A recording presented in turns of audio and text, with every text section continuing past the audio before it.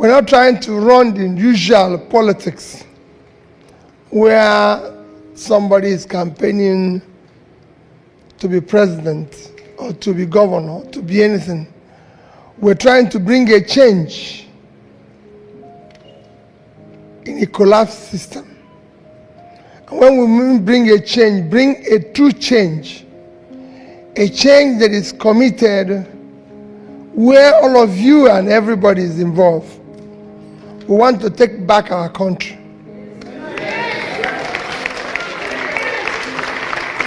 We believe that today our country is not governed or served by people who believe in the country. I've been going about, you are the 6th stop. I have touring various cities from Germany to Toronto to everywhere. You are the 6th one. Everywhere I go and see huge number of Nigerians. The question is, who is remaining in Nigeria?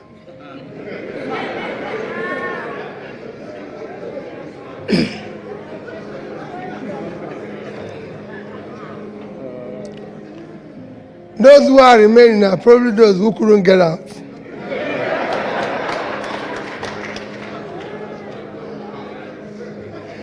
And as I go about, I ask myself a question.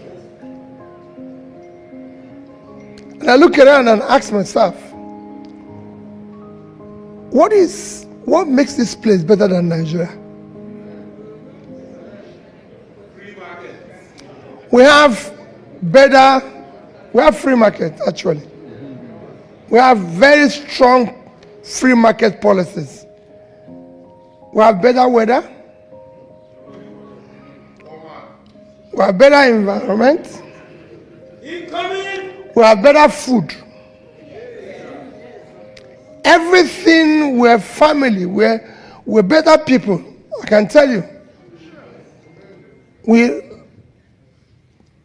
You can be hungry in Nigeria and your neighbor can give you food. If you're hungry in America, nobody's going to give you food. So we have everything. So what is wrong? How did we get to a stage where today nobody wants to go back there? How did we get to a stage where we have millions of people in a country that is so blessed with everything, hungry? How do we get to where the place has become one of the worst places when you talk about terrorism, kidnapping, all forms of criminality?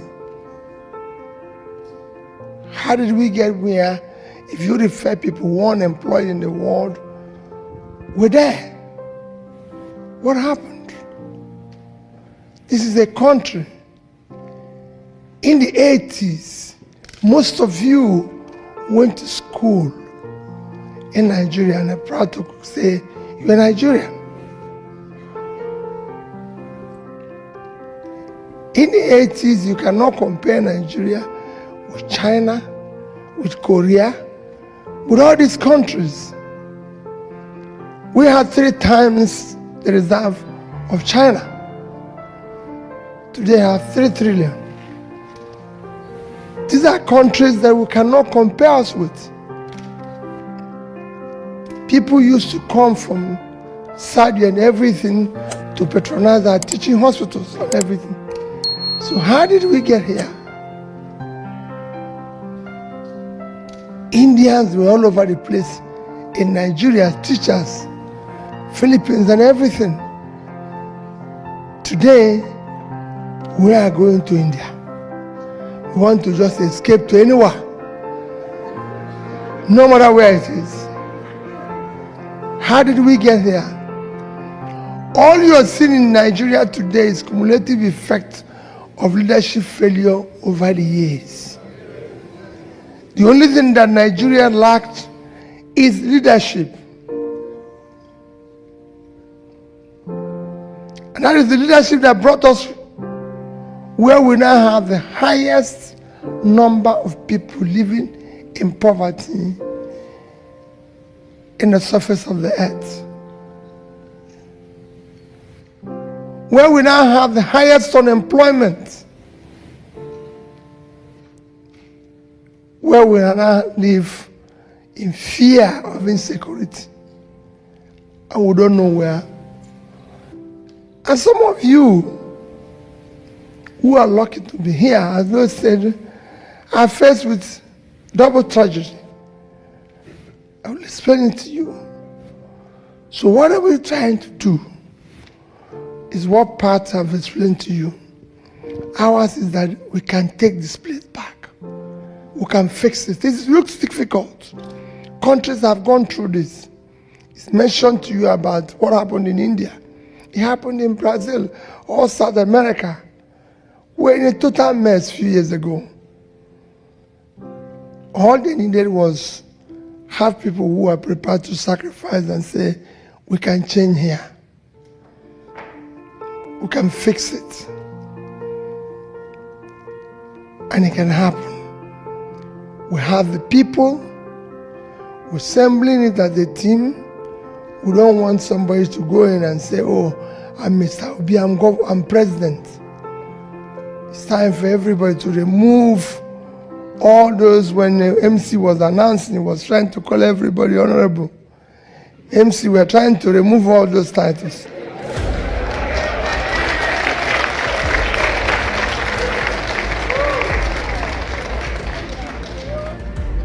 We want to remove the fact. We don't want to call people excellence again in Nigeria, because there's nothing excellent there again. We don't want people to be distinguished. When I came in here, like I said to every other place I've been, I saw people, but I noticed that maybe it wasn't you people, because I'm not happy. And I thank people of Sadia that we're doing this in a church. That's actually where we should be now. So wherever I go, they've been trying to celebrate or sing, and I said, no more celebration in Nigeria. It is time for us to get to work and fix the country.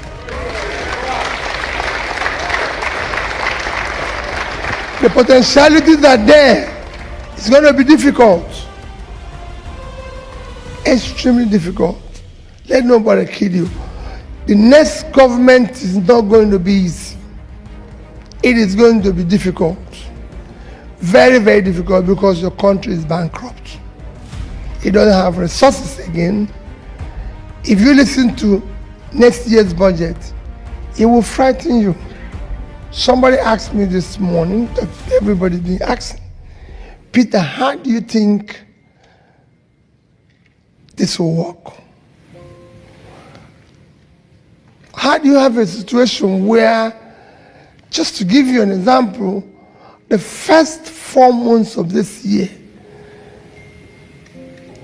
January to April 30th, our revenue is 1,063 billion naira.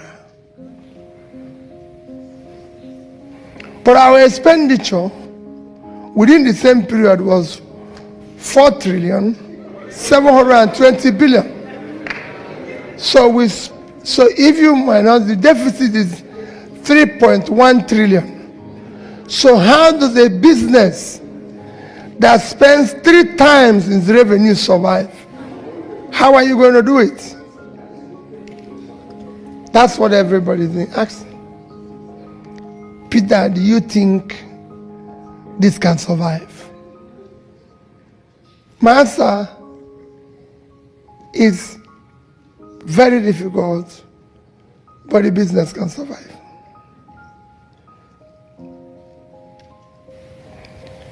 It can survive.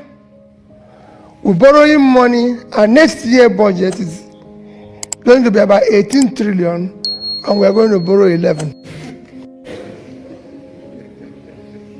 Again, the question is, how is this business going to survive? And I told somebody earlier this morning, I said to him, the business will survive.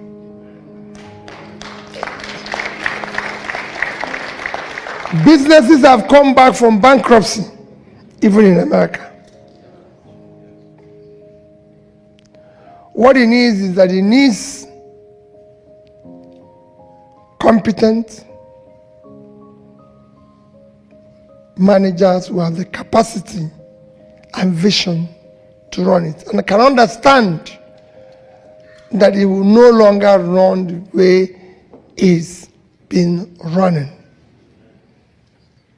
Managers that can understand that this is time to shut down the cost. Managers that understand that you can no longer continue the consumptive way the country is going. The country must go into production. People who understand that you can no longer borrow money for consumption. You borrow money for investment. That is the only way you can come back alive. And that's what we need. But to do that requires a lot. Prof, I've told you about foreign investor. That is my main topic with you who are here. Why am I going around talking to you, pleading with you? One is that you are the main and number one and most important foreign investor the country requires. Nobody, no foreigner can come and invest in Nigeria unless you come and invest. And you are investing to save yourself. Because what are you doing today? Your case is a double whammy. You've run away because you think things are bad. That's why you are here. You didn't come here because you want to be here. At least 70% of you. You came because you ran away. But what is even worse for you? You ran away and you are not in a problem. Because here you are working very hard and you can't live in peace because the people you left behind, you have to take care of them.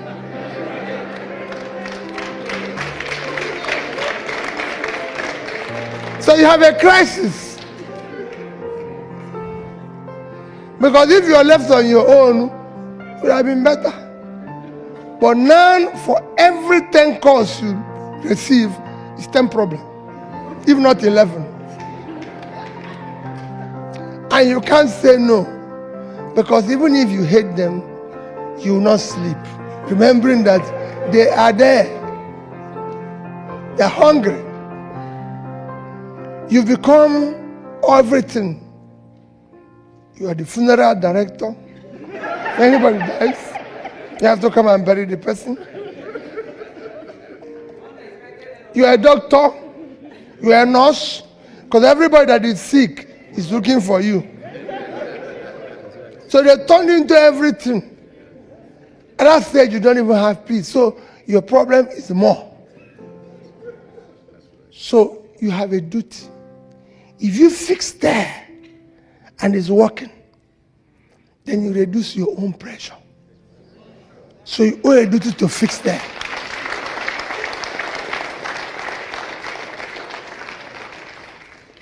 If you fix there and make that place productive, what do? You become richer. Today, Pastor told you, I know that for sure. I lived in the UK for 10 years. My neighbor, I live in my house. I live in number 66. My neighbor was in 64. Because things started working well in his country, in India, he went there and built a factory. The factory employed people from his area. They were producing, they were being paid salary, and he was exporting the goods to the UK and making more money. All these tech companies you see in India, Those who started them started from here. So in their own case, they were investing, they're making money, they became richer. In your own case, you're throwing money because you're not a welfare officer who is throwing his money there and you're not getting anything. So you're becoming poorer and the other people are not doing anything because they're not producing anything. So you're going to live your life and die doing welfare. No. If you have the place to work and it becomes productive, you are the first people who are going to come without your resources. That's what my neighbor did. He borrowed money from UK, mortgaged his house, took the money and built a factory.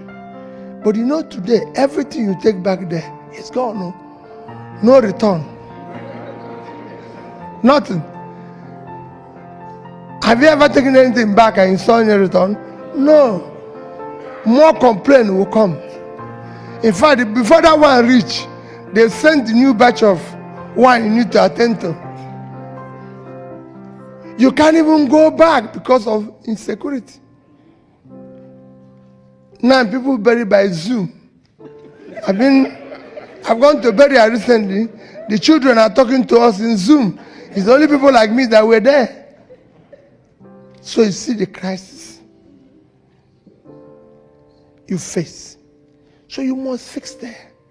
Because the problem of there is just leadership. Simple. Nothing else. Not anybody tell you, oh, there's a problem with that. There's no problem with Nigeria. Problem with Nigeria is that you hired incompetent people who don't have any capacity to do anything.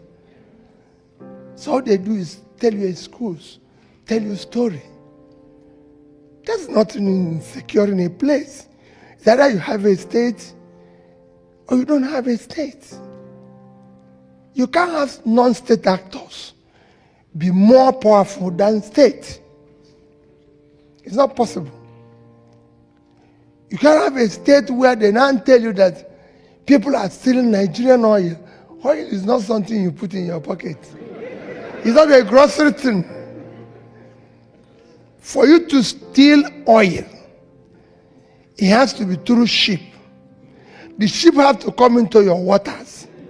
Navy have to approve for ship to come into your waters because you have a navy. So it is being stolen by the same people. That's what Pat was trying to tell you. Those structures they tell you Peter Obi don't have is structure of criminality.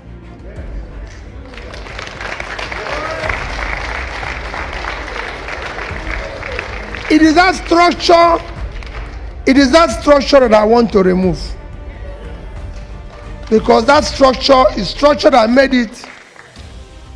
So it's simple. There's no reason anybody. So anybody who tell you insecurity is this. Yes. Everybody knows that the more you pull people out of poverty, the more you reduce criminality. The more you equip your police and everything, I said, everybody knows that. It is important. Structure that makes it impossible that you can't invest in human capital development. Everybody knows that the more you invest in education of your people, the more money you make. Nigeria have enough population. Somebody got up here and said, oh, we now get from diaspora remittances about 20 billion or 30 billion or 20 something billion. No, I want it to be 50 billion.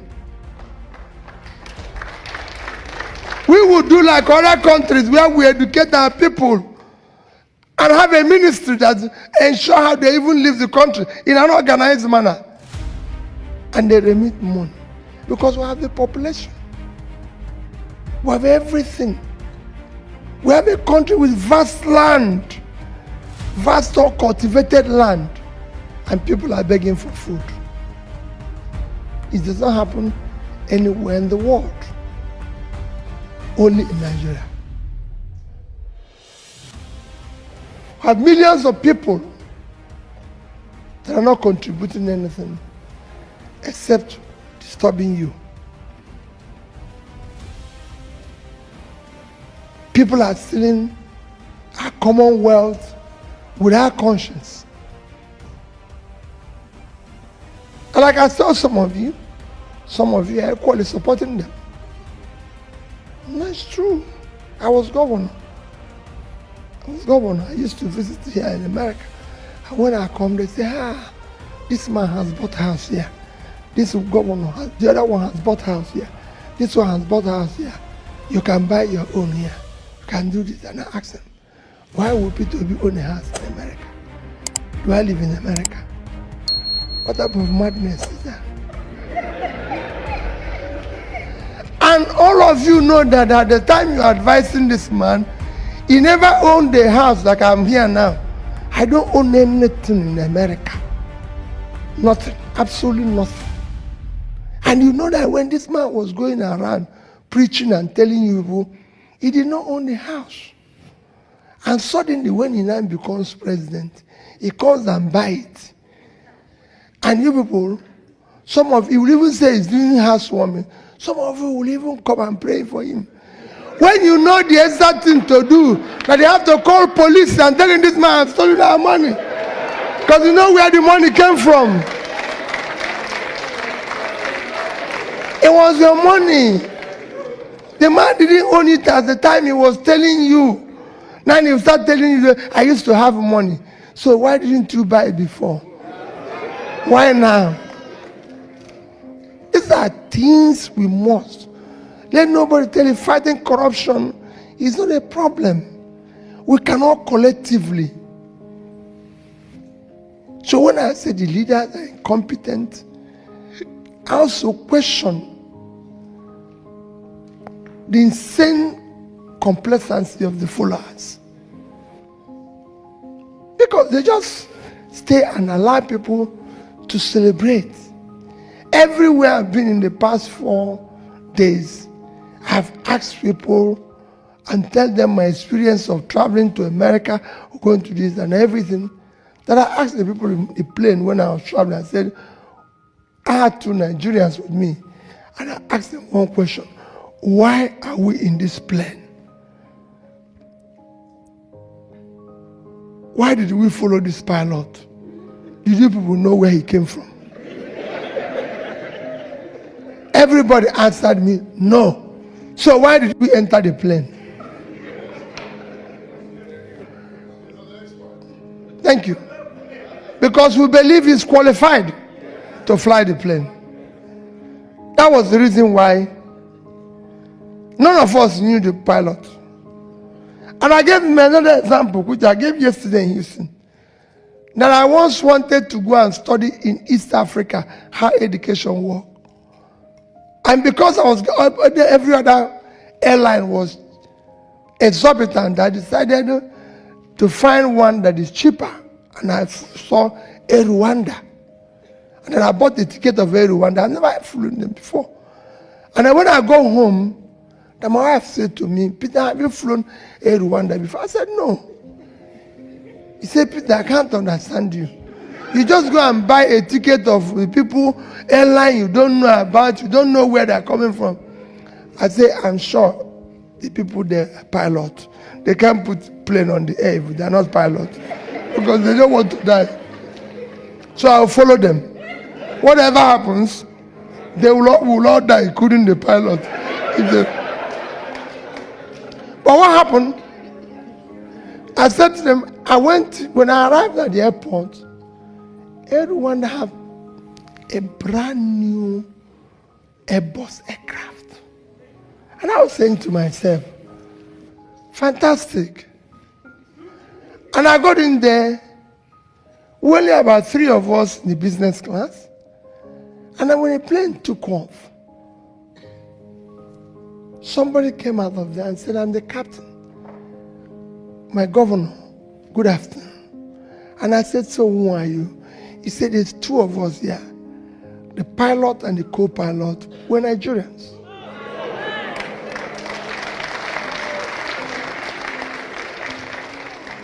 But because they have no one to, Nigeria doesn't have the one they can fly. They started flying the other one. If they were Nigerians, they would have said whether they came from north or east or west or central before they put them in the cockpit.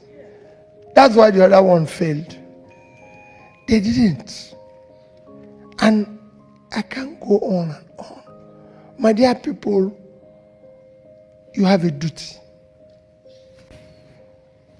You can reduce your cost. And the way to reduce your cost is to be involved in this change that we're doing. Everybody. That's what I'm doing. That's what Professor Tommy is doing. I tell him every day, you're going around, a professor of political economy. This will be your last teaching if this one fails. Because nobody will ever listen to you again. So that's why we're getting people, more and more people, and say, let's come together and fix this place. Let's come together and fix it. It is difficult, it's doable. All we are saying is that it's not going to change overnight. But we want people that can come and say, we are moving from point A to B.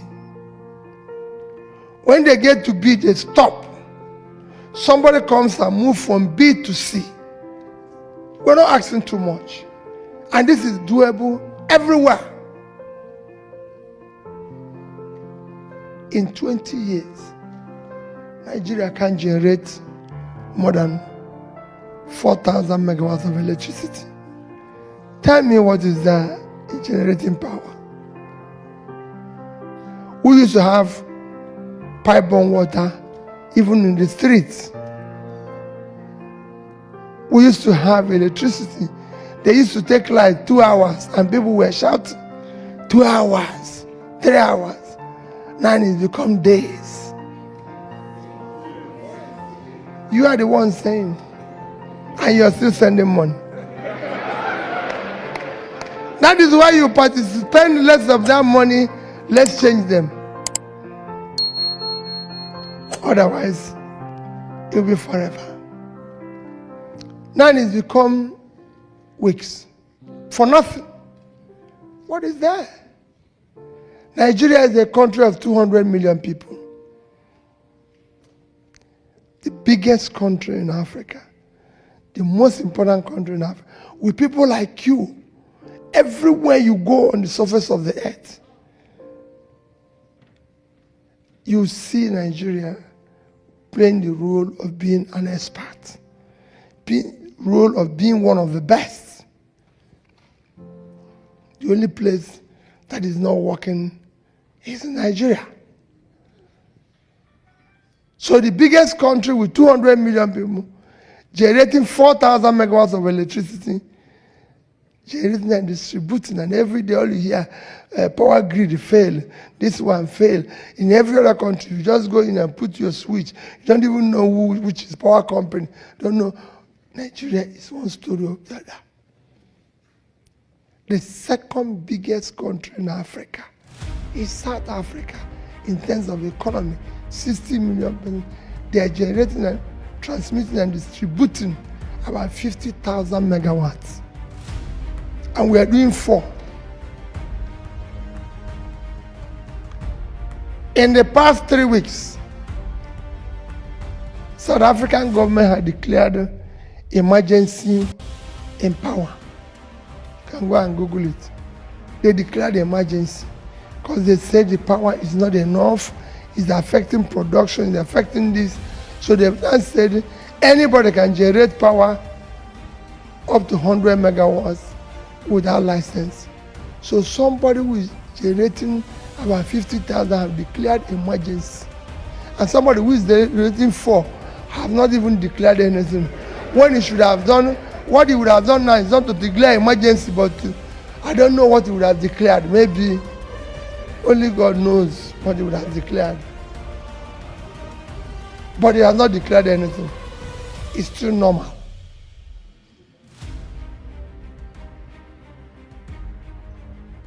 Countries have declared war on criminality. Nigeria has not done that because it was not necessary. You don't have a situation where kidnappers kidnap people in this time and age, take them to the bush, stay there with 1 month, feeding them, phoning their family to come and bring money. Often a time, if the person is sick, they even allow some doctor to come and treat the person and go back. But the police don't know where they are.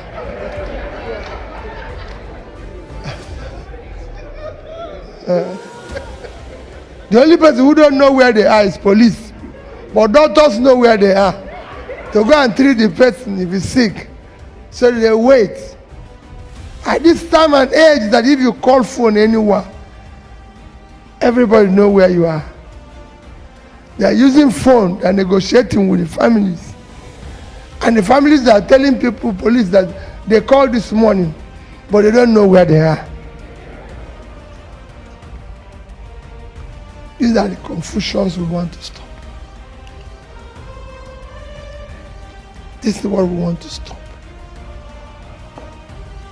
We want to stop people from stealing public money. They will tell you, no, you can't stop corruption. And nonsense.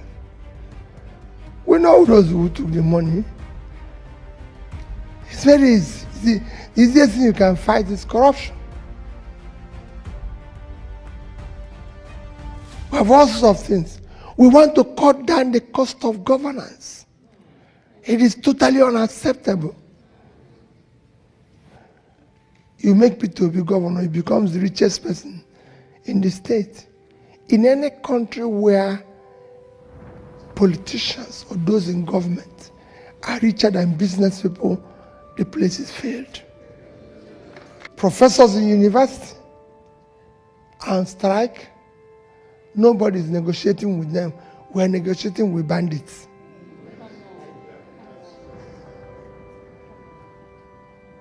Corruption kills 3 things a society lives. It kills entrepreneurship. It kills professionalism and hard work. You're negotiating with bandits, but you can't sit down with university professors and you want them to continue to do research and be able to find solutions to what is happening in society. Why don't I become a bandit and negotiate with government? That is the crisis you face. So my dear people, with you, we can solve this. That's why I said no celebration, no title, no award. I'm going to places like when I went to California, they say award. I said, no award. Every award now will wait till after government. We know whether the person is qualified to be awarded anything or not. Not when you are in office. Because we have heard this type of story before, where people come and tell us glossy stories and then do the opposite. But remember what I said, and what I'm going to tell you people now is that they must come direct and tell you. Because what they do is to send proses. And when you ask them, you said so. You say, no, it was this person who said. No. We're about 18 of us now contesting to be president. Don't think it's only Peter Obi. You must listen to all of us. Let nobody send anybody to come and meet you. Let them come personally. Say who they are. So that as they are talking, you go and look at their past. Check their name, their age, their school they went, everything. So nobody should come here and tell you, I'm sending this person. No. You must go and look at the place where they passed before. And be able to say, he can do this work, or he cannot do it. Because we now have a situation where if you say, oh, it's people shout every day and say, What are you going to do? Because I'll listen to the questions you ask. What are you going to do about rate of exchange? What are you going to do about Naira? Naira used to be 1 Naira. Some of you left Nigeria when Naira was, when it was 67 kobo. When dollar was 67 kobo. Some of you left when it was 1 Naira to $1. Some left when it was 2. Some left when it was 10. When it was 20. Today is about 700. And people said, how are you going to solve it? It is very easy. The only way to do that is to take the country from consumption to production.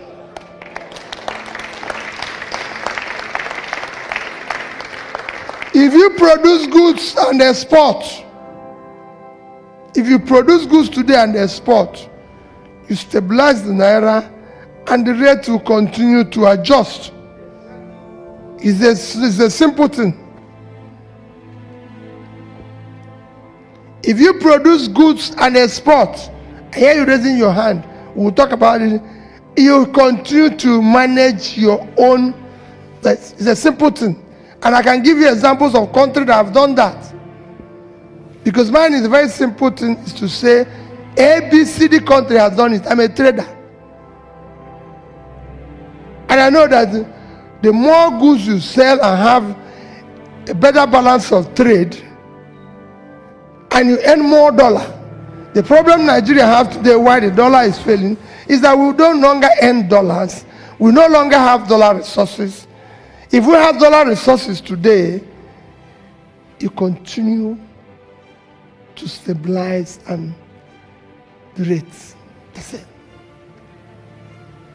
Every other thing can be, but this is the basic thing you need to do. That is what you even need to do to make the economy work.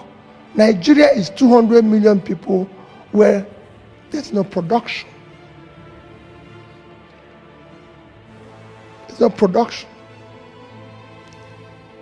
If you look at that, go and check our export in 2021. A country of 200 million people living on 923,000 square kilometers of land. Our total export is 18 trillion 900 billion naira, including the famous oil. That's what we earned. If you divide it by official rate, which people in government use, is 47 billion naira. If you divide it by my own rate, which is what I believe is official, because their own, I only hear it, it is about 30 billion. They can argue anything. For 200 million people, no. Because we have small countries. We have other countries who are doing the same thing. Vietnam is 100 million, which is half of our population. They live on 331,000 square kilometers of land, which is just a quarter of us. Their total export last year was $312 billion. So we didn't even do 10% of what they did by my own rates. And what they exported were manufactured goods. Electronics, 50-something. They did clothing, 30-something billion. And you can go on and on. Footwear. If you go into shops everywhere now, all you're seeing clothing made in Vietnam, made in Bangladesh, everywhere but not Nigeria. What is it making clothes? There's any rocket science in making clothing. We used to have textile companies all over the place in Kaduna. Aba people used to, you can sew anything. Why are they not being encouraged? Footwear. All manufacturing companies used to be there. They've all died. This is not anything. We can do the same thing. I go to one state after the other. They are waiting to share money from oil. A diminishing assets. Everybody is every day saying that they don't want these assets. Something that is already dead. Okay, look at it. A diminishing assets, everybody knows that in the next few years, nobody will need it. Venezuela have 10 times Nigerian reserve. If oil have not saved Venezuela, it won't save Nigeria. You people are in America. The biggest economy in America is not Texas. They're not number one. They're not number two. They're not number three. I'm not even sure. Maybe 3 or 4. It is California. And what is powering California? Agriculture and knowledge. This we have in abundance. We don't know what to do with the vast land that we have in the north. I went to Niger State. They're complaining to me they're not getting enough allocation from the federal government resources. And I said to the governor, you don't know what you're talking. You're sitting on 76.3 thousand square kilometers of land. That is 2.5 times the size of Netherlands. Netherlands is minus water is at about 3,000 square kilometers. Last year, the total agricultural export is $120 billion. Imagine if Niger State can feed themselves, feed Nigeria, and export just 1% of that is $1.2 billion. At my rate, 750 billion naira, 5 times their budget, but they are waiting for money from oil for 3,000 a month. When they have facilities that can give them 50 billion every month. Because that's what they are doing to you. So you are sending money to your relations who are not doing anything. No. We want them to be factory workers. So when your money goes there, it becomes an investment. It's a win-win. They are gaining something, you're gaining something. Because they're not doing anything, even if you send money today for them to build your house, they'll eat it. That must stop. Nigeria must be a productive country. That's what you do here. Do you see any free food anywhere here? Who will give you? If you make mistake, you end up in police now. If you still eat free food. So why will you encourage what you encourage? That is what we are begging you. That is what we are going around to tell you to help. Help. Become an advocate. Help us in the advocacy. Put in whatever resources you have in what we are doing for us to change it. That's not, it doesn't, nothing. Be part of it.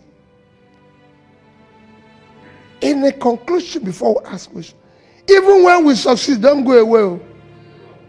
Don't go away. Because that's the part of the problem. Sooner you elect Peter Obi, then you go home and say, okay, Peter Obi goes there and start answering His Excellency. While he was preaching, he said, oh, we are going to move from point A to B. When he goes there, he start telling you people what I saw when I went in. Not, we don't want him. Everything he needs to see, I've seen it now. So I know what we want to. All we say is, Peter, go there.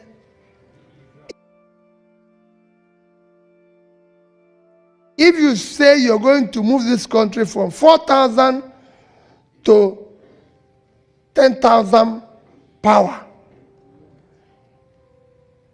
if you get to 8, and you're telling us, we don't, yes, you might not have 100% result, but 100% effort. We want to say it. We want to know that you are in that direction we agreed to go. Don't go and wait. Once you hear Peter saying what you saw, you say, please, don't see anything. Please go. So that we can bring somebody who will be seeing what we know, where we know we are going. Because sooner Peter goes in there, start giving you people excuse, then you people start understanding him. Oh, maybe it's difficult. It's my tribe. Oh, they're trying to remove him because he's from Igbo. He's an Igbo man. That's why they're against him. Oh, they're trying to. No. Go and tell that Peter says a lie. I've been governor of Anambra State for 8 years. Go and tell anybody. No Anambra elite was happy with me. Somebody said it here now because he knows. And I can tell you people, if we succeed, you're not going to be happy with me. But I'm not promising anybody happiness. It's not a happy time. Anybody who wants happy people can go and look for entertainers and comedians. The job is to start fixing Nigeria. And you will see that be happening consistently. No division, no this in it. And we're going to assemble people to make sure. That's why I say don't go away. Because I want to come back and start telling you, not coming back to tell you excuse why this did not happen, why this one. No. I'm contesting to be president of Nigeria. Do not vote for me because I'm an Igbo man. No. Don't vote for me, say because I'm an Igbo man. I've asked people in the north, is there anywhere Northerners buy bread cheaper? No. Is there any road you people build that only Northerners pass? No. Is there where Northerners have uninterrupted electricity? No. I've gone to Southwest, the same thing. I've gone to Southeast, the same thing. It is elite conspiracy. A criminal conspiracy to keep the country down. And from North and from East. No. We don't want to hear it again. It is enough. Tell us what you will do. Leave your religion.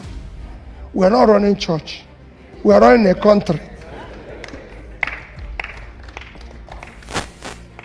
It's not going to be about connection. I don't want to be connected to anybody. If you look at everywhere I've gone, I refuse them to read out my CV. I have a reasonably good CV. But I refuse them. In Toronto, they insisted, oh Peter, people want to know, you were in Oxford, you were in Cambridge. I said, no CV. Educational qualification is not a measure of integrity. We are looking for those who will not steal our money again. And it has nothing to do with educational qualification. Because there's thief equally among those people who have PhD. There's some like part of Tommy who have it without stealing. There's some who steal. So we want to remove certificates. Everything will come back when things start going well.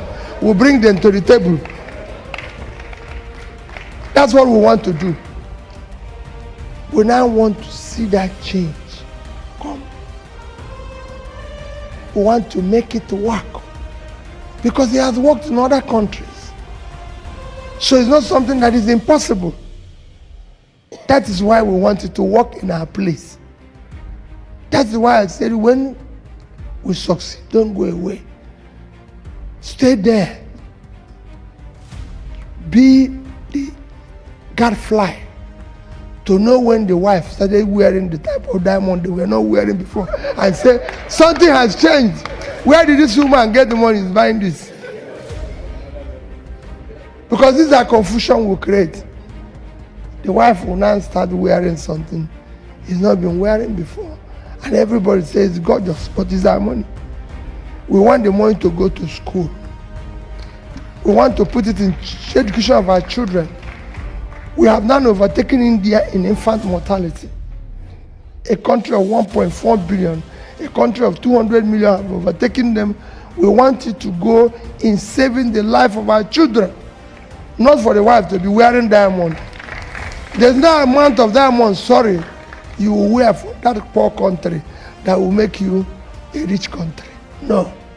So it's time to remove all sort of gorgeous dressing and face school, face health, face everything. That's what we want to kill.